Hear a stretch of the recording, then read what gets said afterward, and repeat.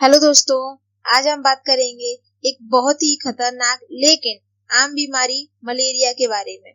तो दोस्तों, आज हम जानेंगे मलेरिया क्या है, इसके क्या कारण होते हैं, इसके लक्षण क्या दिखाई देते हैं, इलाज इसका, बचाव और रोकथाम।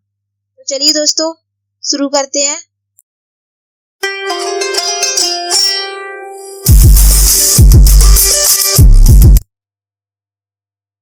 दोस्तों, अब जानेंगे मलेरिया क्या है। मलेरिया हजारों साल से इंसान को परेशान कर रहा है।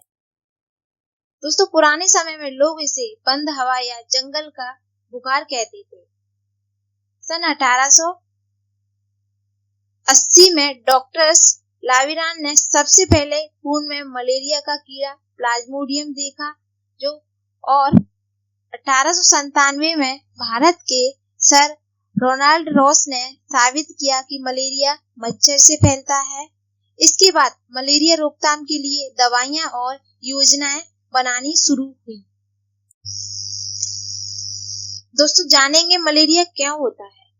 मलेरिया एक छोटे परजीवी प्लाज्मोडियम से होता है, जो कि ये परजीवी हमें एनोफेल्स मादा मच्छर के काटने से मिलता है। दोस्तों, मलेरिया के कुछ मुख्य प्रकार है। नंबर 1, प्लाज्मोडियम वाइवेक्स, जो कि सबसे आम माना जाता है। इसके अलावा प्लाज्मोडियम फैंसीफेरम, जो कि सबसे खतरनाक माना जाता है। इसके अलावा plasmodium malaria, plasmodium ovale, plasmodium knowlesi. तो चलिए दोस्तों, अपन आसान भाषा में और डायग्राम से समझते हैं ये शरीर में कैसे फैलता है। दोस्तों, जब मच्छर इंसान को काटता है, उसके बाद यह परजीवी हमारे शरीर में पहुंच जाता है। फिर ये हमारे लीवर में बढ़ता रहता है। इसके बाद हमारी आरबीसी में पहुंचकर उन्हें नुकसान पहुंचाता है, जिससे हमें बुखार आ जाता है। दोस्तों, अब हम जानेंगे मलेरिया के लक्षणों के बारे में, जैसे कि बार बार ठंड लगना और फिर तेज बुखार आना, बुखार उतरने पर पसीना आना, सिर में दर्द और थकान होना, उल्टी और दस्त होना, खून की कमी, कभी कभी एनीमिया की शिकायत भी हो सकती है। बच्चों में कभी कभी दौरे पड़ना।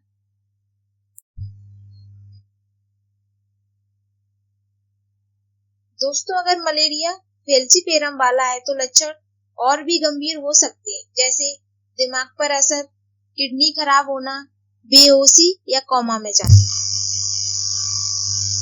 तो चलिए दोस्तों, अब जानते हैं मलेरिया में कौन कौन से डायग्नोसिस किए जाते हैं, जिसमें ब्लड टेस्ट सबसे आसान तरीका है, जो कि खून की स्लाइड बनाकर माइक्रोस्कोप से देखा जाता है। इसके अलावा रैपिड टेस्ट किट, जो कि घर पे जल्दी पता लगा जा सकता है। इसके अलावा एडवांस लैब टेस्ट पीसीआर भी होते हैं। दोस्तों, इसके ट्रीटमेंट में कुछ मलेरियल टैबलेट्स दी जाती हैं, जैसे chloroquine phosphate, artesunate tablet, Lariago DS, primaquine tablets भी दी जाती हैं, जिनके ब्रांड्स नेम आपको स्क्रीन पर दिखाई दे रहे हैं। दोस्तों, इनके साथ कुछ और टैबलेट्स भी दी जाती हैं, जिसमें एसिक्लोफिनेक, पैरासीटामोल, पेंटाप्रोजोल टैबलेट्स।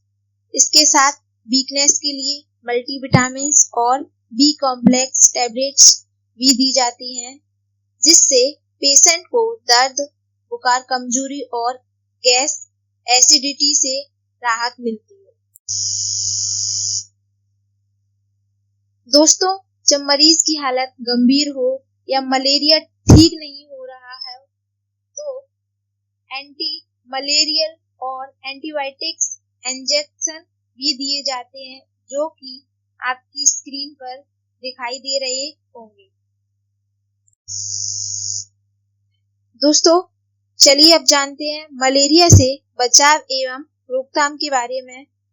दोस्तों, मच्छरदानी का इस्तेमाल करें, मच्छर भगाने के लिए क्रीम स्प्रे लगाएं, घर के आसपास पानी जमा न होने दें, सरकारी अभियान जैसे मलेरिया नियंत्रण कार्यक्रम का पालन करें। दोस्तों, मलेरिया एक गंभीर बीमारी है, लेकिन इससे डरने की जरूरत नहीं है। अगर समय पर जांच और इलाज हो जाए, मलेरिया पूरी तरह से ठीक हो सकता है।